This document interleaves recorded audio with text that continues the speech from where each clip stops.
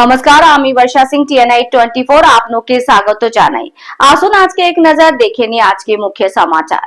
নতুন বছরের প্রথম দিনে এক গ্রামীণ মেলা, তবে আর পাঁচটা মেলার থেকে কিছুটা হলেও আলাদা। কবন্ধের পুজো এবং তাকে ঘিরে মেলায় মাতল রাজ্যের বয়ন শিল্পের প্রাণকেন্দ্র নদিয়ার ফুলিয়া। শান্তিপুর থানার ফুলিয়ার তালতলা এলাকায় প্রায় 60 বছরের বেশি সময় ধরে এই কবন্ধের পুজো এবং মেলার আয়োজন হয়ে আসছে। এই পুজো করেন স্থানীয় বাসিন্দারাই, যার মাথায় থাকে না, চোখ, নাক ইত্যাদি ঢুকে থাকে শরীরের কিছুটা নিচের দিকে, গলা থাকে না। 5-এর দশকের দিক থেকে এই পুজো শুরু হয়ে আসে যাদব সন্ন্যাসীর হাত ধরে, এমনটাই জানাচ্ছেন স্থানীয়রা। পয়লা বৈশাখের দিন এলাকায় প্রায় 60 বছরের বেশি সময় ধরে এই কবন্ধের পুজো এবং মেলার আয়োজন হয়ে আসছে, যা বর্তমানে খ্যাতি পেয়েছে ভূতের মেলা নামে। স্থানীয় বাসিন্দাদের কথায় একসময় এই পুজো তারা করে এসেছেন ওপার বাংলায়। ওপার বাংলা থেকে এদেশে চলে আসার পর তাদের পূর্বপুরুষেরা এখানে বসবাস শুরু করেন। সেই সময় এখানে এই পুজোর প্রচলন করেন। চৈত্র মাসেই শুরু হয়ে যায় যাবতীয় উদ্যোগ।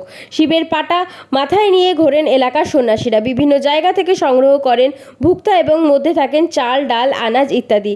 দিনের শেষে কোনো একটি জায়গায় বসে তা রান্না করে খান তারা।